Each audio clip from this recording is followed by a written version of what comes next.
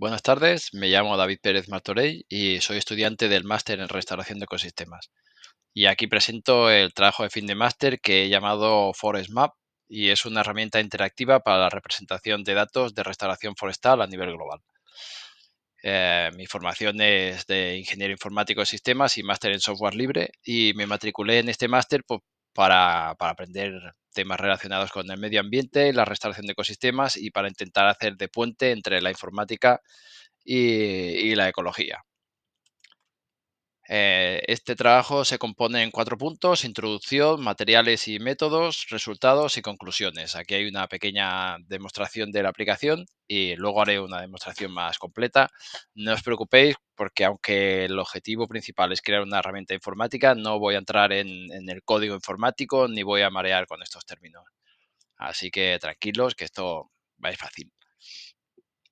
Bueno, en un principio, o sea, he querido introducir el problema en el que estamos respecto a la restauración de ecosistemas y cómo están los bosques eh, padeciendo los problemas del cambio climático y ello lo que nos indica, según este estudio de McDowell, es que además de lo que afecta al cambio climático a los bosques, también está alterando las dinámicas de los suelos y la dinámica en general de los bosques, que al mismo tiempo están afectando a servicios ecosistémicos que conocemos todos, que son necesarios para nuestra subsistencia. Al mismo tiempo, por otro lado, la ONU nos dice que la población mundial va a llegar hasta los 10.000 millones de personas a final del siglo. Y esto pues, hace que CAE requiramos más de una naturaleza que nos proteja. Aquí en este otro documento de OG nos dice que es completamente necesario la relación ecosistemas con la salud humana para poder sobrevivir y recibir esos servicios ecosistémicos que necesitamos. Entonces, esto lo que nos lleva es que cada vez se requieren más de la restauración de los ecosistemas que están siendo perturbados. Entonces, aquí para la restauración de los ecosistemas se requiere de analizar información de los estudios de la zona donde se va a restaurar, tanto de inventarios actuales como inventarios anteriores, ecosistemas de referencia a los que queramos ir, y esa información se tiene que analizar.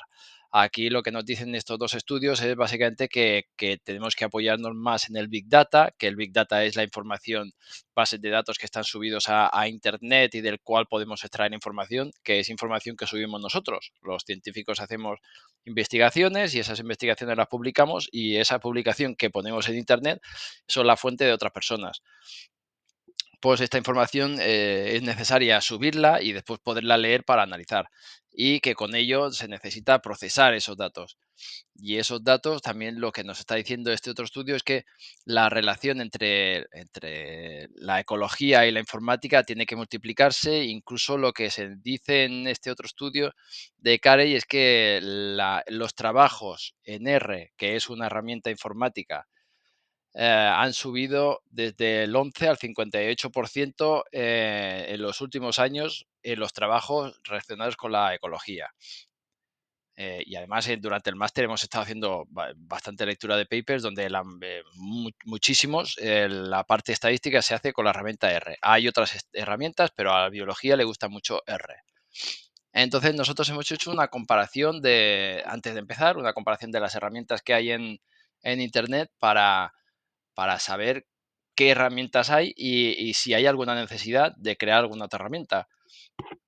Entonces, entre otras, nos hemos encontrado Forest Explorer, que ofrece inventarios de la flora que hay en los bosques de España, y ofrece inventarios de datos que están muy bien, pero solos en España, y no ofrece una evolución. Otra herramienta es Forest Plots, que nos ofrece estudios de bosques perturbados, pero son fotos estáticas. Hay muchos estudios, pero solo nos ofrece una imagen de lo que hay en ese momento. Y Restore también no muestra una evolución, es de las zonas tropicales. No, este es de todo el mundo, pero igualmente son fotos estáticas. Entonces, por eso ForestMap lo que hemos intentado es que se plasme la evolución de los bosques que han sido perturbados durante el tiempo.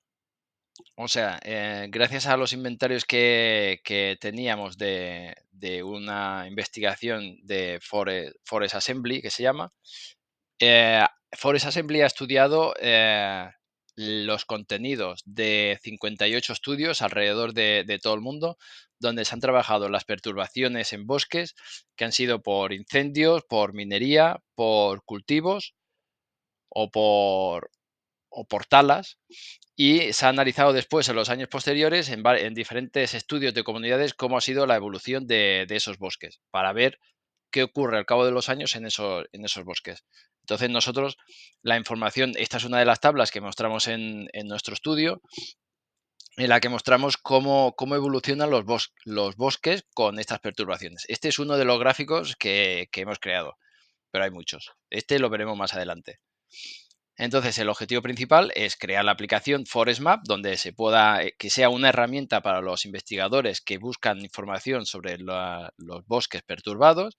Y después los objetivos secundarios era homogeneizar los datos que traemos del Forest Assembly, añadirle información como las citas de los papers, porque bueno, para que puedas ir directamente al estudio con un simple clic, y además la taxonomía de las especies inventariadas. Otra de los objetivos era visualizar, analizar y exportar los datos. O sea, los datos que tenemos que se puedan ver en mapas y que puedas ver estadísticas, tablas y que lo se haga de forma automática, no que te tengas que descargar los datos y meterlo en un Excel y tal. Y además que de los estudios que has estado buscando y que has estado analizando y que has estado filtrando, que te puedas descargar la información para ahí sí tú poder hacer el trabajo que necesites, pero ya con los datos filtrados. Y después otro de los objetivos era el resumir las tendencias globales para tener una visualización en general de todos los estudios que se han metido de Forest Assembly y ver cuál es la situación. Y cualquier investigador puede hacer un análisis porque tiene diversos filtros y tal. Entonces, ahora ya entramos un poquito a la parte informática. La metodología Waterfall es la metodología antigua que no hemos usado nosotros y es donde lo he resumido aquí. Se definen unos requisitos, luego se hace el diseño del programa y se entrega.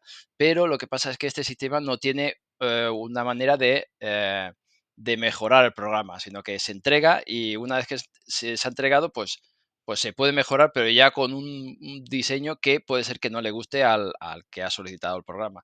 Entonces hemos usado esta metodología Agile, que se llama, que es la que se usa ahora, donde se define un objetivo general y ese objetivo se diseña mediante el backlog, que se llama, que son el conjunto de tareas que se quieren realizar.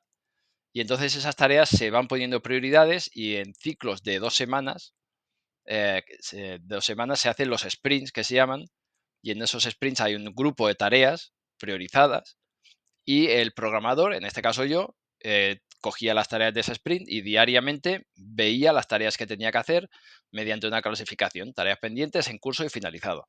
Entonces ahí veía las tareas que tengo que hacer y al cabo de 2 semanas, que finalizaba este sprint, hacía una entrega del producto, que es cuando nos reuníamos con los directores, con Verónica y Julen, donde yo les enseñaba el producto y ellos me corregían, me decían, me gusta este gráfico, el mapa tiene que ser así, me gusta cualquier cosa que necesitaban. Y eso alimentaba el backlog y entonces la aplicación constantemente va evolucionando, pero con el gusto de el cliente, por decir así. Los directores, bueno, en realidad no eran clientes, pero digamos que hemos usado esta metodología. Entre los tres decidíamos si el producto que estábamos creando era tal como nos interesaba o no. Y entonces hace que el producto sea siempre, vaya avanzando en fases piloto poco a poco hasta el destino que nos interesa. Entonces, bueno, para hacer esto dividimos en 3 bloques principales, que en principal era la carga inicial, donde se cargan los datos de las bases de datos. Después se tenían que cargar las librerías y las funciones. Las librerías y las funciones, para definirlo claro, librería sería, por ejemplo, nosotros cuando vamos a poner una lavadora, cogemos la ropa, la metemos en la lavadora, ponemos el programa y no queremos saber lo que hace la lavadora por dentro. Ya viene como la lavadora ya sabe lo que tiene que hacer. Pues digamos que la librería lavadora es todo un conjunto de acciones que hace la lavadora: entrar agua, sacar agua, girar el tambor, poner el jabón y tal cual, que eso viene empaquetado en una librería. Entonces, la librería Dibújame en los mapas, que se llama ggplot, pues es una librería que ya me da un montón de herramientas y yo escojo cómo quiero dibujarlo, los patrones que tengo que hacer. Entonces ya uso una librería en concreto. Y las funciones son librerías, digamos, pero que me fabrico yo al gusto. Por ejemplo, bueno, después os enseñaré una función. Entonces, una vez que hemos cargado los datos y sabe su biblioteca de información, entonces es cuando le decimos al programa que cree el entorno visual. Entonces carga el marco general donde se van a poner las imágenes, los botones, los títulos, todas las pestañas, toda la información que tiene que hacer inicial, lo carga. Esto cuando lo veamos lo veréis más claro. Y espera a que el usuario use la herramienta. Y entonces es cuando el programa ya está funcionando y espera la interacción del usuario. Entonces es cuando el usuario aprieta un clic, hace un zoom, va de una pestaña a otra y trabaja. Esto es uno de los esquemas que he creado a la hora de diseñar el programa. Aquí he creado varios esquemas de estos para saber, pues empieza aquí la función y después va pasando por diferentes funciones donde cada función hace una cosa en concreto. Por ejemplo, os voy a enseñar una que es esta. O sea, no voy a entrar en el texto, solo voy a explicar lo que hace. Esta función, cuando estamos en el mapa y hacemos clic en un estudio, lo que hace es enviarle a este programa la base de datos y el estudio, el nombre del estudio que he clicado. Y entonces este programa lo que hace es escoger de entre toda la base de datos lo que corresponde solo a ese estudio y me lo devuelve a otro lado. Y entonces me dice, toma, aquí tienes, de entre todos los estudios que hay, solo estas 20 líneas son del estudio que has hecho clic. Y entonces yo con ese estudio de que he hecho los 20 clics es cuando puedo hacer los gráficos y tal. Eso es una función. Esta función la he fabricado yo y he creado un montón de funciones pues, para que se vaya creando el programa.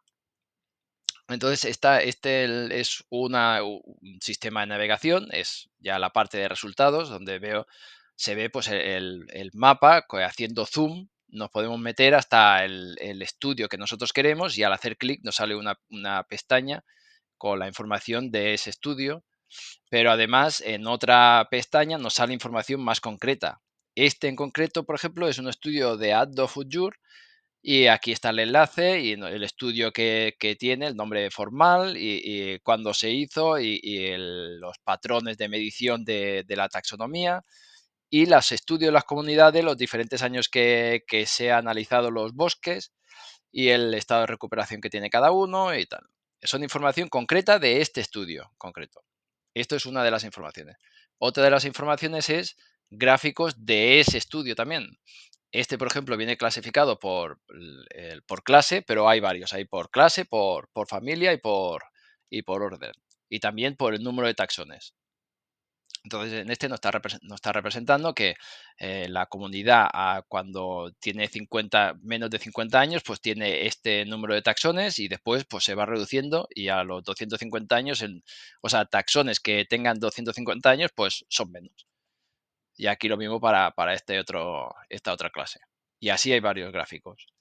Otro de los gráficos es para cada inventario en concreto, como tenemos un inventario de especies, pues aquí extraemos el tipo de especie por clase, por orden y por familia, con las más representativas para saber más o menos qué nos encontramos en ese bosque y la información específica de cada especie con su taxonomía clásica para que ya los expertos en taxonomía y en flora pues sepan en qué situación está ese bosque. Este gráfico ya es un gráfico general de la situación en general, de todos los estudios. Entonces, aquí tenemos 4 gráficos que son similares, que es de todos los estudios, y aquí lo que estamos representando es el número de taxones que hay respecto a las perturbaciones a través de los años. Entonces, por ejemplo, esta rosada o salmón que va hacia abajo, quiere decir que en los inventarios las comunidades a los 10 años tienen este nivel y después a medida que van pasando los años, el número de taxones va bajando en los espacios que han sido perturbados por quemas, por incendios. Entonces podemos ver que al principio sí que parece ser que hay más especies, pero después poco a poco se van reduciendo. Y en cambio, el que va aumentando es el de las cortas. O sea, al principio, en los inventarios, cuando se analiza las especies que tienen de 0 a 10 años, están en este nivel y se ve que las especies que tienen más de 100 años hay más taxones con esa cantidad de años. Entonces quiere decir que a medida que el bosque va envejeciendo, va teniendo cada vez un número de taxones más alto.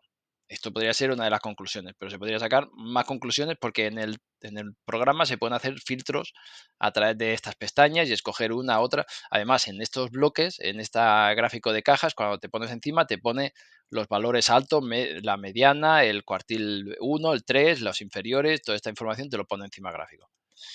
Y aquí es otro de los gráficos, es respecto si el bosque está en estado de perturbación, recuperado o de referencia, y la línea de tendencia es respecto la recuperación.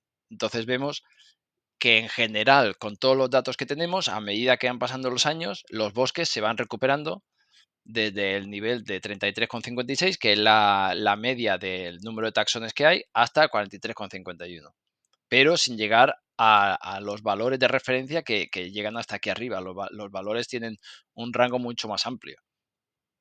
Esto es uno de los resultados típicos que ya conocemos. Entonces, las conclusiones, aquí en este punto nos vamos a la aplicación.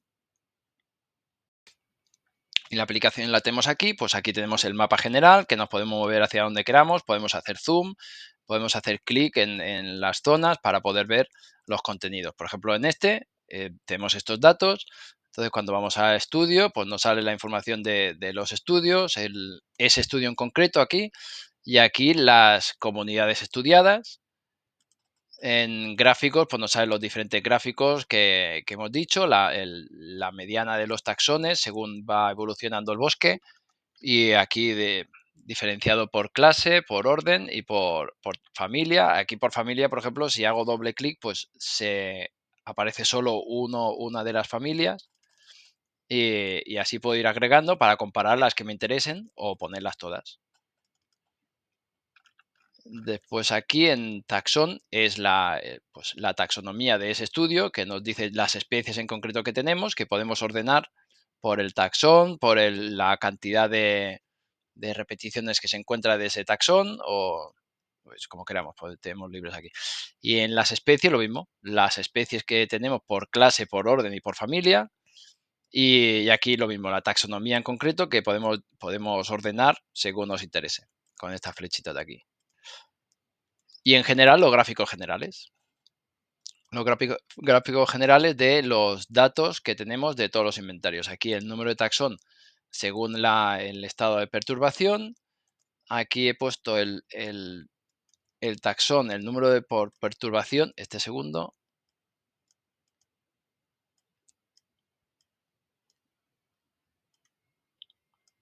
El número de taxones según perturbación, que era el que veíamos antes. Y después aquí abajo el número de taxones según el taxón común. Lo hemos organizado por herbáceas, lianas, líquenes, hongos y arbóreas. Y también se pueden hacer, pues, ordenar según si lo podemos filtrar. Y lo que os decía antes, que nos podemos poner encima de las cajas y las cajas nos dicen el número que nos interesa. Ahí nos sale 8, el Q3, la mediana, el Q2, tal. Aquí lo mismo. Y bueno, y esto es todo. Entonces, esto es la aplicación. Podríamos estar más tiempo, pero bueno.